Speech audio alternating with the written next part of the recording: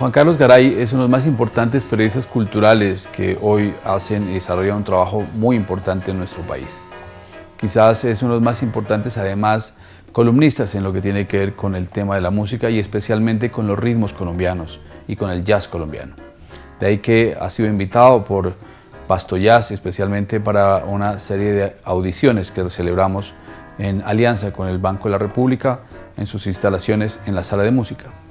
Hoy lo tenemos invitado para compartir una conversación muy breve, así que bienvenido Juan Carlos a este especial de Momentos de Pasto Jazz. Cuéntanos por favor, desde sus inicios en Semana, cómo fue ese arranque y especialmente en el tema de la columna de música y esas reseñas de música colombiana. La columna de Semana tal vez ha sido una de las cosas más reconocidas de mi trabajo. Yo nunca me imaginé, pero supongo que tiene que ver con el hecho de que por una decisión editorial ellos publican la foto pequeñita y en cada columna, y entonces tal vez cuando ya llevaba como un año largo escribiendo estas columnas, la gente empezó como a reconocerme por ahí, en los contextos, no así por la calle como si fuera una estrella, pero sí en los contextos de, por ejemplo, haciendo cola para entrar a un concierto, contextos musicales. Y me encontré con que la columna es muy leída por la gente, y eso ha sido ya desde hace más o menos unos 14 años, una labor que yo quiero mucho. Estoy muy agradecido pues con la revista Semana, y eso me ha permitido también explorar otros campos como el de la radio. Estoy también con la Radio Nacional hace 3 años, haciendo un programa diario de lunes a viernes, y siempre con el ejercicio periodístico, pero siempre enfocado hacia la música. Esa ha sido la búsqueda. Usted jugó un papel muy importante en la importación de músicas en Colombia de diferentes casas disqueras. ¿Cómo fue ese proceso y cómo se priorizaba esas músicas? Sí, esa fue una época muy bonita, ¿no? La época en que llegaron las casas disqueras, las multinacionales del disco. Estoy hablando de los años 90, mediados de los 90, y establecieron oficinas en Bogotá.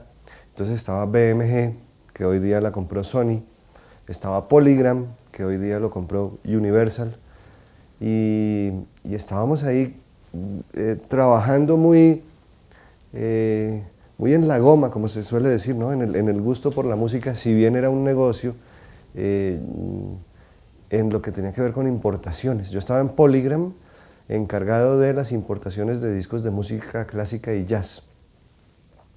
Y era maravilloso pues porque le llegaban a uno unos catálogos de Europa y de Estados Unidos, uno se antojaba pues de todo, pero entonces había que saber, tanteando el mercado colombiano, qué se podía importar, cuántas copias se podían importar de cada disco. Yo hacía algunas locuras que a veces me regañaba mi jefe porque importaba muchas cosas de jazz o de blues, que era un mercado casi inexistente en Colombia, pero fuimos abriendo mercado.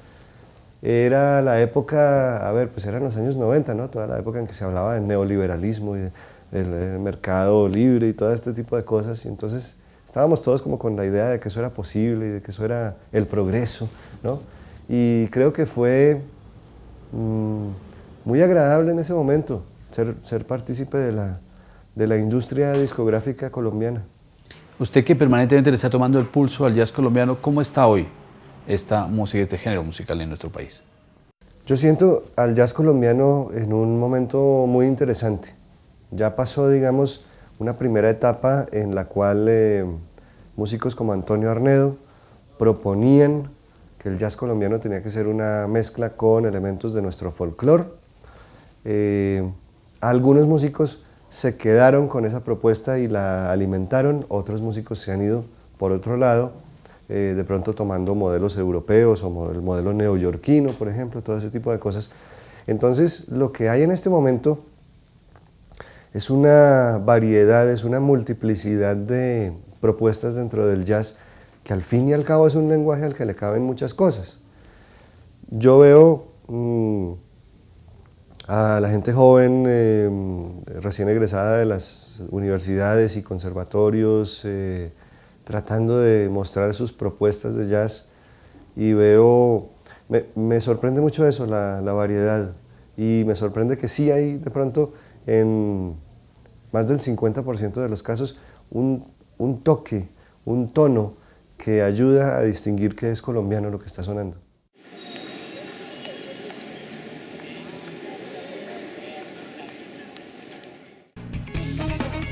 Y continuando con nuestro amigo invitado, Juan Carlos Garay, quisiéramos que nos comente cómo ha sido esa evolución del público colombiano frente a este género tan importante en la música contemporánea como es el jazz. Pues a ver, el público es inconstante, ¿no? Por definición, y es infiel por definición, ¿no? El público le puede gustar algo a rabiar hoy y ya mañana se olvida, porque llega otra cosa, otra canción de moda, algo así. Pero lo que sí me gusta es que ya se ha establecido, por ejemplo, que el mes de septiembre es el mes del jazz a nivel nacional. Y haber establecido esto ayuda a que la gente sepa, se programe para asistir a conciertos.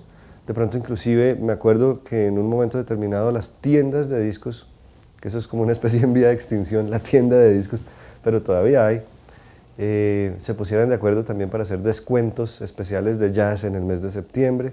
Ese tipo de cosas han sido muy especiales y han ayudado a que aquí en Colombia, así como en Europa es el verano, ¿no? Son los meses de junio, julio, los meses del jazz, de los festivales de jazz al aire libre y todas estas cosas, aquí en Colombia sea el mes de septiembre. En la medida que usted ha tenido que acompañar diferentes festivales en diferentes ciudades del país, ¿cómo es ese perfil del público del jazz en Colombia? Pues es un público variado, es decir, hay señores de estrato 6, pero también hay estudiantes que entran con descuento a la silletería barata, digamos, a la silletería de descuento de estudiantes. Yo te diría que esos son como los dos grandes grupos que yo identifico y ya después pues en el medio es algo muy variado. Me gusta mucho que hay multiplicidad de generaciones, o sea, en un concierto de jazz uno ve los papás, los abuelos, si es un jazz un poquito más convencional, y los nietos, la gente más joven también está como tratando de ver y oír qué es eso del jazz.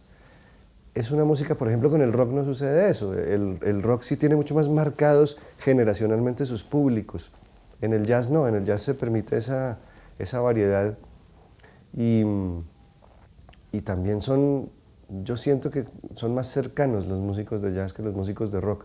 Roberto Rodríguez Silva, quien hizo durante muchísimos años un programa de jazz en la radio bogotana, ya falleció. Me acuerdo que me decía que una de las cosas que a él le gustaba del músico de jazz es que pasaba desapercibido, ¿no? Si tú ves un rockero, decía él, por la calle tú dices, ahí va un rockero, ¿sí? Por la pinta. En cambio, el jazzero no, es un tipo que se viste, actúa común y corriente, ¿no? Nadie dice, ahí va un jazzero, no. Ese que va allí es un músico de jazz, no, eso no sucede. Fue un honor tenerlo a Juan Carlos Garay en este especial el día de hoy y queremos invitarlos a ustedes, amigos televidentes, para que nos sigan acompañando y sigan disfrutando de más momentos de Pasto Jazz. Muchas gracias.